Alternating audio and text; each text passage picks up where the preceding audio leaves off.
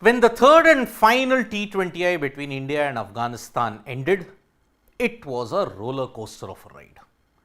Rahul Dravid, when he came for the post-match press conference and immediately when he was giving an interview to the host broadcasters, at that time you could see that there was a lot of pent-up energy in him.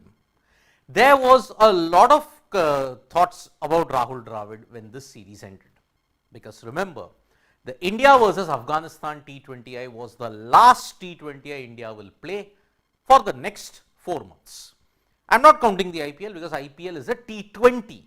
A T20I you are next going to play only in June, which is a good 4 months away from now. So, the last T20I produced a heart stopper, 212 runs. There was a thrilling super over. Match was won only in the second super over, but that was because of some tactical brilliance from Rohit Sharma that Rahul Dravid himself acknowledged. And then if you look at it, every single instance fell into piece. But the key moment that what Rohit Sharma did was retiring himself out. Now, there is a different controversy which I have done about the fact that, okay, why did he come out to bat in the second super over? You can check that video out, but Rahul Dravid called it a stroke of genius. Because there, he clearly mentioned another player's reference in this. He said, it was ash level thinking. Taking himself out was ash level thinking. Now remember, the entire retiring out debate came into the open when Ravichandran Ashwin retired himself out during an IPL game that featured the Rajasthan Royals. Now Ashwin, as we know, whatever he does, it is a big talking point. There are changes abound in that. Remember, the run out law was changed at the non-strikers end because of Ashwin. And because of this, the retired out thing also came into the beam. So whenever Ravichandran Ashwin does anything spectacular, it just resonates on a big way. And that's why when Rohit Sharma retired himself out so that a better runner could come in, Rahul Dravid stated that it was ash level thinking. But remember, it could have spectacularly backfired also had Afghanistan not known the rules. Umpires have still not given out a verdict as to why Rohit Sharma was allowed to bat in the second super over. But maybe because he had retired out and it was not a conventional form of dismissal. That is the reason why. But the thinking is there. Ravichandran Ashwin had sown the seeds of it. Now you are seeing an entire incident. You are seeing an entire thinking go along those lines. But even in the super over, if you have to look at it, there was another moment of controversy. The incident with Mohammad Nabi. Now remember, when Nabi was going for the single, Sanju Samson flung it at Mohammad Nabi's end to run him out. But the ball deflected of Nabi's leg and they ran 3 runs. There was initial confusion. Virat Kohli at long on, he just stood there saying, why did he take a run? Then that allowed another extra run. And then Rohit Sharma had a heated confrontation with his Mumbai Indians teammate Mohammad Nabi. But India, as always, conveniently forget that what they can do, even the others can also do. It is within the rules. Nabi ran straight on. It was Sanju Samson's mistake and Virat Kohli's mistake that 2 runs extra were given. Sanju Samson should not have released the ball. Similarly, what the Afghan keeper did when the first super over went to stride, he didn't fling it at the striker's end. He just did not release the ball. For the quest of 1 run, 2 additional runs. That's why luck played a very important factor. But Rahul Dravid acknowledged that, okay, this happened in the past and that's why the team moved on. Because he said, it is fine. You can run for those. In the first T20I, there was a similar incident from an Indian batter and we ran. There is nothing in the rule which stops you. Yes, no rule deliberately obstructing. Mohammad Nabi was deliberately obstructing. Then India had a right to raise an objection. But because of Samson's mistake and also Virat Kohli's mistake, that is why 2 additional runs were got. Virat Kohli should have just flung it at the striker, at the bowler's end and just raised it. Why are you running? It could have escaped 1 more run. But then, as we all know, in the heat of the moment, passion and all those kind of things, you do get to know about it. But remember, if India find themselves on the other end of the foot, if the shoe is on the other foot, then they don't like it. India can do it because they are the superpowers. But if Afghanistan do it, Oh no, it can't happen. This is the problem. But Dravid was passion in a dead rubber game and all that kind of things. He tried to whitewash it. But what happened between the Rohit Sharma and Mohammad Nabi confrontation, it was not good viewing. It was ugly viewing. Rohit Sharma had no right to ask Mohammad Nabi that, oh, you can't do that. He was morally not even wrong about it. He just ran straight on. He didn't look behind also, Mohammad Nabi. So that's why Rohit Sharma totally in the wrong, Rahul Dravid firefighting in this case. Now, this was the last T20I that you played as a team. Now, your core was missing certain players. Jasprit Bumrah due to workload management, Mohammad Shami because of injuries, Siraj also because of workload management, Surya and Hardik also because of injuries. Now, all of them are going to come back into the mix now. Now, that is the reason why Rahul Dravid stated that yes, this IPL is going to be very, very important, because he said, we will not have any more cricket as a team, unfortunately, but we have the IPL to judge what slots needed to be filled. He also stated that 90% of the squad, we know who are all going to come in. It's just about which slots need to be filled and which players can fit into that role. IPL is going to give you an indication about that. Now remember, there are a lot of players in the mix.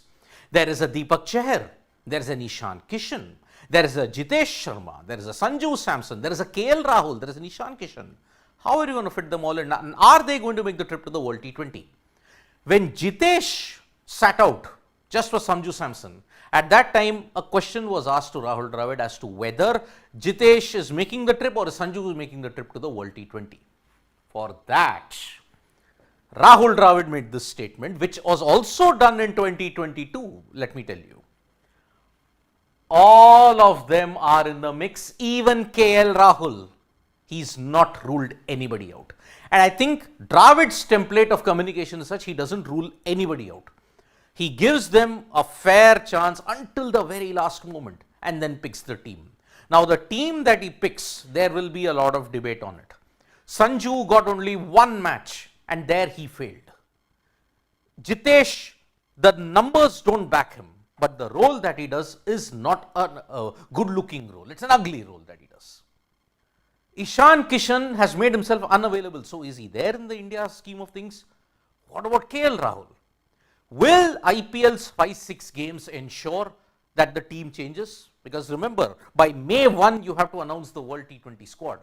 If that doesn't happen, well, then IPL, if it determines which players are going to go into, then whatever you played until now, from November till January, all that is tokenism.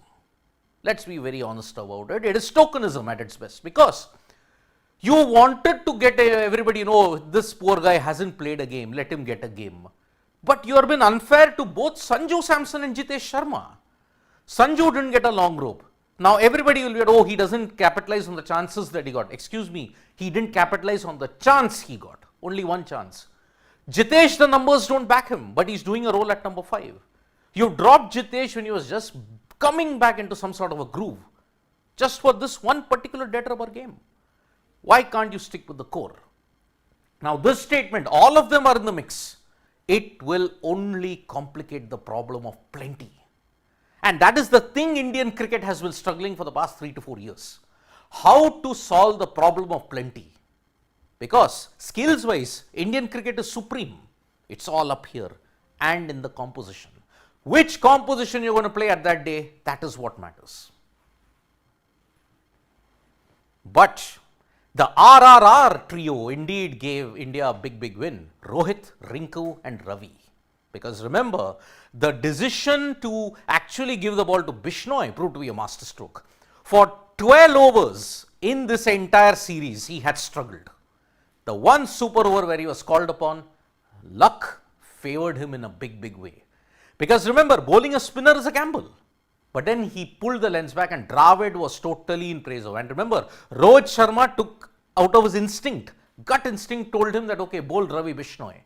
And it paid off. That was the same kind of thing that MS Dhoni used to do. Sometimes luck would favor him, sometimes luck would not favor him.